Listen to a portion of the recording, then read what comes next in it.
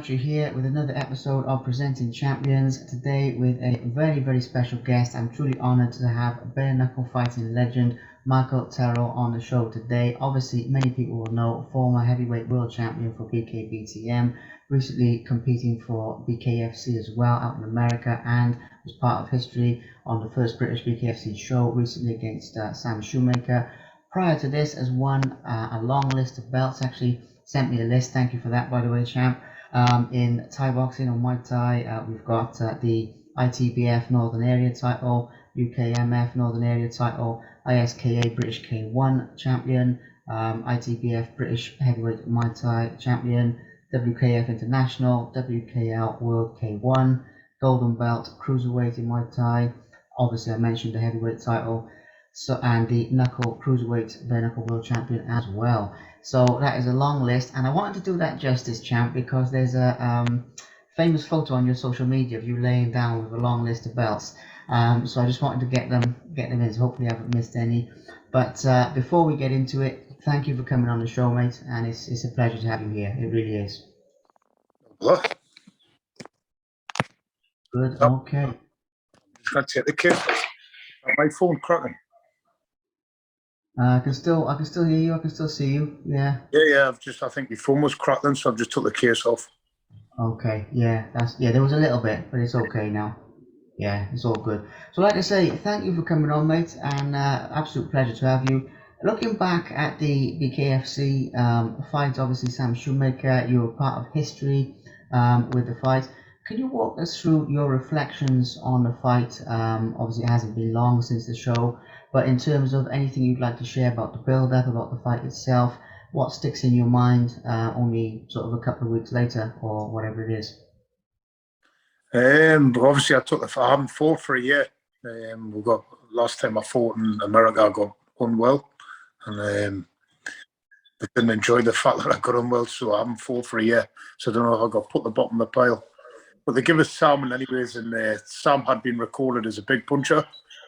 But no disrespect to Sam, when I looked at him, I thought he looked basic. Just big bombs he likes to throw. It's not a feeling I had an easy fight, really. But I take them light, you train hard for them, and made easy work of it, I think. Definitely made easy work. And how do you feel about being part of history with that? Because obviously BKFC, their first show in the UK, massive event. Obviously the build up to it was next level. I mean, it was all over everything, the hype. So how do you feel about being part of history with that event? I don't really think of it that way.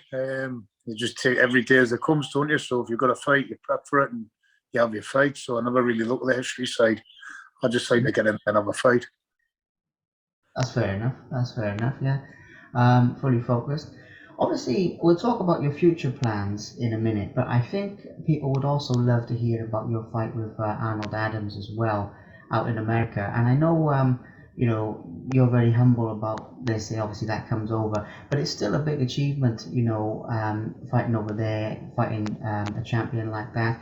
Same type of thing. Your reflections on that fight, and what you'd like to share with the fans about it, would be great to get your thoughts on that. I mean, Arnold's a good opponent. He's strong and he's very how would you say? He's hard to hit. I honestly, like, when I went into that fight, like, I wasn't my best. I wasn't very well, and like people were saying, you made an excuse and you weren't well. I'm not bothered that I've been beat, really, but a bit. But what got us was people were saying I threw the fight, and I'm not a cheat. I might not have been well, I haven't fought to my best, but I'm definitely not a cheat. I don't throw fights. But all I can say on that fight was Arnold's good. He's a decent opponent, and it's no shame in losing to him. But I definitely want the fight rerun, and I think it'll definitely be a different result when I fight 100%. Absolutely, yeah, absolutely it will. And it's interesting you say that, because actually with that fight on social media, I saw a lot of sort of love and respect for what you were doing. But obviously, you always get some people who are a bit negative, which is a shame. But in terms of your future plans, in terms of some of like who you'd like to fight next, is that rematch with Arnold sort of the top of your priority, or who are you sort of looking at targeting now immediately? I think Arnold's got to fight Belcher next. I think Belcher's next in line. Um, so I think what's going to happen as well, he's fighting Belchard. They've asked me to take another fight. And I think we've got 3 UFC lads just joined the company. So if I can get any one of them, it's a big step in it to go in for the title. But like I'm looking at, like there's some new heavyweights coming in. It's like I find what they're doing is they're picking the easy route to the title. Whereas when I've come in, it's like Shoemaker, what's he called? Shoemaker. He's actually fought for the title twice, although I don't rate him as highly as some of them. He has fought for the title twice. And then I fought Arnold, who's now champion. So I've never took the easy route. I always want the hardest route. So if one of these UFC lads that's come over, them want a shot, I'll have a fight with one of them. Then if I win, hopefully I'll get the title shot next. But like I say, I keep saying the easy route, shouting for titles after one fight. And they're taking like, I call them bum of the week. They've got a record of 0-4. I think, well, what's the point in fighting him shouting for a title? Yeah, it's a good point. I mean, it is. But there's a lot of exciting matchups out there for you. I mean, they're signing new guys all the time. Some very, very talented lads coming in. So I know there's some very, very good matchups for you. Another thing, obviously, I read actually an interview you gave a while ago with the newspaper, something Gazette, where you said it was obviously your dream fighting in America and everything like that. Talk to us about that a little bit, because obviously now you've been out there and you fought Arnold and things like that. Is it a dream for you to obviously fight out there again? I guess the answer is yes, but the reason I ask is when I read, I think it was when you were still with BKB, it was an interview you gave, and you said that your biggest dream at that time was fighting in America, and I think you may have said something about moving out there. But talk to us a little bit about that dream, if you don't mind sharing a little bit about it. Yeah, obviously it's America's where it all happens, isn't it? It's a land of dreams, they say. So obviously I've had the fight out there and it was great. The American people love the fight scene. Honestly, when we did fight there, the arena was jumping to get all the celebrities there. It was great, and the Americans love it. They love a bit brawl, So really enjoyed my time over there. But the end goal is to try and move there, and live there. My kids are getting a little bit older now. My oldest one's 18, so I'm running out of time to get over there before he's too old and meets a bird. Really, if he meets a bird, that's it. I'm knackered. So I've got to get there before he meets a bird, and then try and get him married over there. Yeah, that's a good plan. That's a good plan. But no, I mean, America, great country. I interview people out there all the time. Got some great friends there, and I hope you get there. Basically, I know it's a big dream of yours, and it's definitely coming. With the way things are looking for you at the moment with these big fights, I think that'll definitely happen. I'm not just saying that. I mean, keep working towards it, man. Obviously, looking back at a few other fights as well, I do think a lot of people will want to hear about the BKB World Title. I mean, that's a big one. I know obviously you moved on from that now, and I know you're quite humble. You're a bit sort of low key about your achievements, but it is a big achievement. So, in terms of your memories of that, anything you'd like to share from the build up to the fight itself, but also how it felt to win a major title like that. I mean, when you've won, what goes through your mind in a moment like that, because it's something that most people will never sort of experience, obviously. So it'd be good to get an insight into what it feels like, if you get where I'm coming from with this. To be honest, titles been nothing to us. All them titles were rattled off earlier. That actually, I've got all the belts and they're sat in my shoe cupboard. I don't put them up because they're ugly. They're not very sightly, I think some people would love to put them in a glass cabinet, but to me they just get in the way and they collect dust if you've got them out. So they're all in bags just in the cupboard. But the BKB thing, I was happy I won the title, but it wasn't something the title fight wasn't the fight I was after. I was after the ferry fight, which never ended up coming off. So it was a wasted journey for us, really. Michael's a local lad from up here. He's a good fighter. And it would have been nice to get that fight on, but it never happened. So in the meantime, I ended up winning the title over there, which, to be honest, it meant nothing to us. I wasn't really fussed. Mm-hmm. It's interesting. It is interesting because A few champions I've spoken to, they do say that, they do say that the belts are sort of secondary. I mean, to some people it's everything. So, people's mindset to it really varies a bit. Looking at that, then, if the titles to you are almost a little bit, a little bit immaterial, they don't mean that much to you. In terms of when you're on the build up to a big fight or when you're motivating yourself to a big fight, if it's not about the title, I'd like to get a little bit more into your mindset, if you get where I'm coming from with this, because is it more about the test for you, of like if Yes, you, yeah, that's what it is. yeah, You're right, testing yourself all the time. I mean, the money helps. You start getting good money, but it's not that I love winning. I just hate losing. So if I play Monopoly with my kids and I'm losing, I'll cheat. You know what I mean? I hate losing. And like I say, I'm not too fussed about winning. I just hate the losing side of it, And it's like, especially in this game, when you get beat, it's personal because it's down to nobody but yourself. And I see some people blame their trainers and they've worked on the wrong stuff, but it's not. It's yourself. If you're a fighter and you cannot adapt to someone beating you up, you shouldn't have won in anyways. You know what I mean? You should have a fighter's brain where you think that's not working. I'll try something different. And to me, it's as a true fighter, you've got to test yourself to see if you can overcome that. yeah, very much, yeah, the challenge. I mean, that's definitely the vibe I'm getting with yourself is, is you love the test, more than anything, which is very cool. On the subject of testing yourself, though, I mean, bare knuckle boxing, pretty much the toughest combat sport in the world. Now, they're all tough in different ways, obviously. Like the kickboxing you were doing, any style, very tough, takes a lot of dedication. MMA, boxing, they're all tough in different ways. But bare knuckle boxing, I mean, it is brutal. You gave an interview where you talked about basically the punches being sharper and how you've never been dropped with a glove, but you have been dropped with, or you felt the impact of these sorts of shots. Talk us a little bit about the transition of the fighting style, from what you were doing before with the kickboxing, obviously K1, Muay Thai, different styles, transitioning over to bare knuckle. It'd be good to get your thoughts on, first of all, what inspired you to do that, but also, the fighting style itself and how you adapt it. It's obviously you've adapted very well, but it is still a transition, isn't it? So, what do you think about that side of it? The transition, it's like I train no different to what I would any boxing fight. Um, like I haven't noticed any. It's just like I say, the punches are the hurt more. It's especially like round your nose and cheekbone area. You get caught there, it really hurts.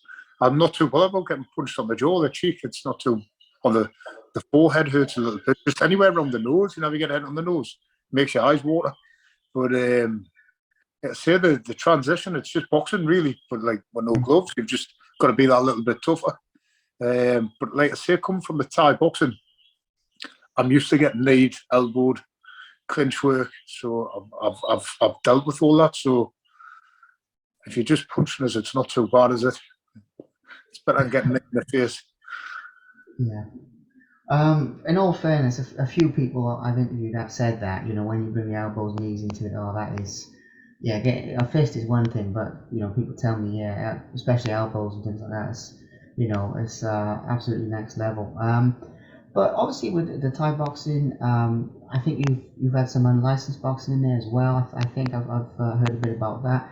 So obviously these different styles. But as I understand it, there was a time where you came out of the sport. So like before you came into bare knuckle. Correct me if I'm wrong with this now. But there was a period of time where you were struggling to get fights or something like that. I read at a point in time you sort of walked away and then you came back into bare knuckle. Is that pretty much what happened? When I walked away from Bernacle, no, I was chasing a fight that never happened, and Yeah, absolutely I was right. 35, and I hit 35 and stopped. So I've had well, I stopped when I was 34 and a half. My last fight was Josh Burns, and I says I would wait till I was 35 to fight Michael, and it never happened. I think he had his own troubles outside of the ring. So at 34 and a half, I stopped, and then I had my next fight after that, 38. But the reason for the fight was the promise of the visa to try and move to America. Otherwise, because when Mozzie knocked on us and says, "Would you fight again?" I laughed at him and said, "No, I'm nearly 40." But as it turned out, I've still got a little bit of fire on my belly. Yeah, yeah, definitely. But no, it's cool to give a mention to the different styles, obviously, because you've been in all different styles. Talking about a couple of things here, people always want to hear about toughest fights, and obviously, um, you mentioned earlier about testing yourself and about the challenge and all that sort of thing. So I think it'd be quite a good question for you to talk about the fight that was the toughest test for you personally, whether that's in terms of the individual themselves and their power and their skill, or whether it's something that was happening outside the ring for you. You know, sometimes that can cause the fight to be tough. So tough can come in different forms. But for you, what was of your career? What was the toughest fight, the toughest challenge? I think it was probably because when I started fighting, I used to fight at, I once fought at 80 kilos and then 85 kilos. And the toughest part was going from 85 kilos to heavyweight because, like, I mean, I kind of get the weight off these days, but back then I couldn't get the weight on. So I was taking heavyweight fights because I was struggling to get cruiserweight fights. So I was taking heavyweight fights and being massively underweight. So to get the weight on, I was having a litre of ice cream every day just to be a heavyweight. And the first couple of fights I remember having, one was against Arnold Boratov, Lithuanian lad fighting out of London. And I weighed in at 88 kilos. And the fight was meant to be at 95. He was coming down to 95. And I think he weighed in, it was the day before he weighed in at 96. And I thought, oh, well, I'll let him off with a kilo. And then the next day he was about 106. But I mean, he was about 6'5", 6'6", and he was decent. And anyways, I lost on a split. I think it was you lost on a decision. And anyways, I thought I'd give him a good few rounds, you know. But you know what it is? It's, you know, when you're punching someone much bigger than yourself, and like you don't really I didn't think I was hurting him. I was landing some good shots, and like he was that big and heavy, it was almost like it was bouncing off him. It wasn't until after the fight when I went to see him, he had like ice all over his face and stuff. I thought, no, I think I probably did hurt him. He's just being good at hiding it. But I think that's the hardest thing going from the lighter weights up to the heavyweights. It's hard because sometimes it's like you're getting knocked around like an empty tracksuit. They're hitting you, and it's not hurting you, but it's knocking you 5 yards back. Yeah. Yeah, I mean the weight side of it is it's next level. I mean what fighters go through at any level, whether it's gaining weight, going up in weights like you were, obviously cutting weight as well. Anything to do with that, it is brutal, and I respect the dedication of that a great deal, great deal. So a couple of other things to get into that I think people would find quite interesting. You mentioned about obviously we've talked on and off about you going to America and that being a dream, and it's obviously a big passion because you sort of light up when you think about that, which is cool. Is there and forgive me, I don't know the answer to this, but is there a specific area of America that you're aiming to live, or say again, you cut out then. Florida. We'll go Oh, to Yeah, yeah. Orlando. Obviously, we'll go there for family holidays. And I don't know if you've been before. It's a great I place to have. be. Yeah, I've But been yeah, there. so kids love it. The wife loves it. So if I could move there, I would sell my house in a heartbeat to move over there. Yeah, amazing. Yeah, place in the sun. That's a good idea. I'm going to be poor. I might as well be warm. Well, that's it. Yeah, I mean that's it. I've looked at moving abroad myself, like with what I do with the journalism and things like that, because in the UK we just we don't get the weather. And I've been to Orlando. I know like the people are lovely, very friendly. You can just sort of walk down the street, talk to people. It's a really nice place, but obviously the weather's the main thing. But oh, that's cool. That's very cool. Well, definitely, and like I said before, I mean, I think you'll get there. I mean, you've obviously, you've got that in your sights, you've got that locked in, and working towards it. So, all I say good luck, but I think you'll get there, especially with like the level of fights that are coming in now. It's a good time for it. Absolutely good time. So, last couple of things. We've talked a little bit about the kickboxing side of things. We've talked a little bit about the bare knuckle side of things, obviously, and all these different things. One thing you did touch on that I want to go back to, you mentioned earlier about the Shoemaker fight and how the fans were so welcoming and everything like that in America. Is there a favourite place that you fought? And I know you're probably going to say it makes no difference because obviously, as you said earlier, the fight is only down to you and how well you do. So I understand that. But just in terms of the welcome that you've received from a particular place you've fought. Is there a favourite place in your mind that stands up with that? You know. Obviously, it's your hometown, innit? I thought you might say I that. mean, I've fought all over the world, really. It's funny because I remember I fought in Scotland. They thought I was Russian or something. They were shouting Boris, calling us Boris or something, and then threatened to stab us if I won. But I think when you're in your hometown, you've got your own people are there supporting you on, and you've got a lot more people there. You know, like London. I think I took 100 people to London. The trains were on strike, so I've ended up having to pay for buses to get people down there, and it was a nightmare with them trains on strike. So like I only got 100 people there, but if I fight at home, I know I've got 500-600 people there supporting us on, and it makes a difference. Yeah, it absolutely makes a difference. Yeah, having that support, you know, having that energy, you know, the positive energy of those people with you. Yeah, 110%. Amazing. So, talking about just the last couple of things with this, just to give a last mention to a few different styles, because obviously we haven't really mentioned the boxing side of things. And I know I've mentioned a little bit about the kickboxing, Thai boxing, K1. You know, we touched on that. I mentioned some of the titles, but with the boxing side of things, like before you were into the bare knuckle, do you have any favorite fights from that side? Because I think I mean, I've heard of this, but when I was researching for this, you've had like the unlicensed, but also some amateur stuff as well, if I'm not mistaken. So, do you have any sort of favorite fights or fight stories from that sort of section of your career? If you get where I'm coming from. I like a fight story. Like Well, yeah, favorite fight, you know, that stands out really. You know, one that sticks in your mind, whether it's good, bad, like your most memorable fight. You know, is another way to put it. I fought a lad. It was Thai boxing, like Richie Hogan. Oh He yeah. was Scottish '1, I think he was Thai boxing. I took the fight on a day's notice, or a day and a half. Had to lose 5 kilos in a day and a half. And anyways, they were calling us a big galoot when I got up there, and they were threatening to stab us if I won again. So it's a Scottish thing, that. So, and anyways, we got up there, and I was sat in the changing rooms, and there was another Scottish team in our changing room. And I don't know if you've seen Richie Houghton, he's about 6'9". Yeah. And the other Scottish team was saying, "Fool, what are you going to do?" Of course, I had to lose 5 kilos. So as soon as I got there, I got a chip butty with curry and a mince pie. And I sat there. I says, "Oh, I've watched him. I don't think he's very good at blocking overhand right." I says, "So when I get out there, I'm just going to throw a few shots, throw an overhand right and uppercut and knock him out." And they laughed at us, you know, because I'm only 6'3". He's 6 foot odd. They thought I wasn't going to get the range. And anyways, I think it was a minute in the fight. I threw an overhand right and uppercut, knocked him out, and he ended up having to get oxygen. I thought he had died for a second. But and anyways, I come back to the change rooms. I says, "I told you so."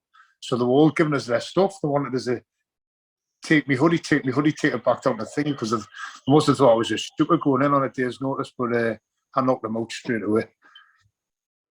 Yeah, that's an amazing story actually. And yeah, I have seen him fight. He's a beast, but you know, you got him out of there, so amazing. Yeah, I knew there had to be a favorite story in there somewhere. You know, just one that just sticks in your mind because every fighter has one. You know, if it's just or usually more than one, but it's not always the fight you'd expect. You know, which is why I love asking that question basically. So moving into the last couple of things, obviously we've talked about you know past, present, future, all different stuff when it comes to your fans and supporters and the people who you know support you and encourage you and everything like that, like you mentioned earlier about you know the hometown crowd, 500-600 people, whatever. Any of those people are watching this, I'm sure some of them will be. Obviously, I'd like to give a shout out to them because the sport would be nothing without those people, you know, who support fighters and what have you. So yeah, any of those loyal people now, and I'm talking about proper fans now, not people who just blow with the wind and you know when you're winning they're with you, when you're not winning. But I mean the proper ones who actually stick by you. What would you say to those individuals if any of them are watching this? Well, thanks very much. You know, I'm quite lucky. I've got loads of loyal fans. In fact, all of them. Even when you lose, I still get hundreds of messages saying hard lines. You'll get it next time. So I've been really lucky, you know. It's but I think when I walk around the town, I'm not a bully and I'm not an arsehole. So I think I get on with a lot of people as well. So I've got that connection with people. But I just want to thank all of them, you know, because if they didn't come, I wouldn't get on the big shows, and you don't get the big paydays. So without the fans, you've got nothing. Absolutely, absolutely. Well, you know, it's a good mention to them. Like I say, I often close out with a quick shout out to them, you know, to fans, because sport would be nothing without them. But you know, we've talked about some good stuff. Like I say, you know, past, present, future. A little bit into your mindset as well, which I love to get into. You know, with top champions. So you know, I'm happy with it. I just last thing for me to do is once again just say thank you for your time. Thank you for coming on. Thank you for sharing, you know, a few stories with us and a bit about your future dreams as well. Good luck getting to America. I hope you do, because the weather in the UK is just is you know is terrible. Well, I'll get myself off, and anyways, thanks very much. No worries, champ. No worries. And yeah, you know, when a few more fights down the line with BKFC or whatever, we can do another one of these. Or better yet, when you're in America, we can do another one of these, and you can tell us all how it's going over there. You know.